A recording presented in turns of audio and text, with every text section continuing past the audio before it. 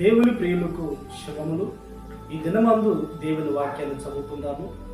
సామెతల పుస్తకము 8వ అధ్యాయము 34వ వాక్యాన్ని మనం చదువుకున్నప్పుడు, అనుదినము నా గడప యొద్ద కనిపెట్టుకొని, నా ద్వార బంధముల యొద్ద కాచుకొని, నా ఉపదేశం వినువారు ధన్యులు. ప్రియ దేవుని బిడ్డలారా, తల్లిదండ్రులైన వారు తమ పిల్లలకు ఉపదేశం చేస్తారు. ఈ లోకంలో ఏ రీతిగా బ్రతకాలి, ప్రయాణం చేసేటప్పుడు ఏ రీతిగా ఉండాలి, మనుషులతో ఏ రీతిగా మాట్లాడి ఉండాలి, దేవుని మందిరములో ఏ రీతిగా ప్రవర్తించాలి, ఇలాగున్న ఇంకా అనేకమైన ఉపదేశములు తల్లిదండ్రులు చేస్తారు. ఎందుకంటే ఆ ఉపదేశం వలన వాళ్ళు చక్కగా ప్రవర్తించి తల్లిదండ్రులకు ప్రాముఖ్యంగా దేవునికి మంచి పేరు తెచ్చే బిడ్డలుగా ఎదగాలని. అంతకంటే మరి శ్రేష్టమైన ఉపదేశము దేవుడు మనకు బైబిల్ గ్రంథంలో ఉంచారు.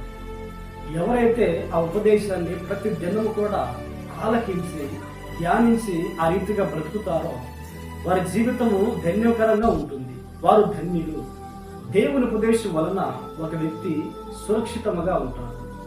ఎందుకంటే ఆ ఉపదేశము ఒక వ్యక్తిని లోకంలోనికి వెళ్లకుండా కాపాడుతుంది, చెడు మార్గంలోనికి వెళ్లకుండా కాపాడుతుంది, చెడు సహవాసానికి వెళ్లకుండా కాపాడుతుంది.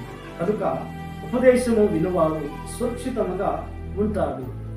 యేసుక్రీస్తుని వెంబడించే వ్యక్తి ఏ మార్గములో వెళ్ళాలో ఉపదేశం అనేది త్రోవ చూపిస్తుంది. చక్కని మార్గంలో ఉపదేశము నడిపిస్తుంది. అంతేకాదు ప్రియులారా, ఉపదేశము జీవాన్ని కలిగిస్తుంది, జీవ మార్గంలోనికి నడిపిస్తుంది. దేవుని ఎదుట నిలబెట్టే ఆ యోగ్యత ఉపదేశానికి ఉన్నది. కనుక మన బ్రతుకు దినములన్నిట దేవుడు మనకు అనుగ్రహించిన ఉపదేశాన్ని మనం ఆలకించి ధ్యానించి ఆ రీతిగా జీవించుదుము గాక. ఆమేన్, ఆమేన్.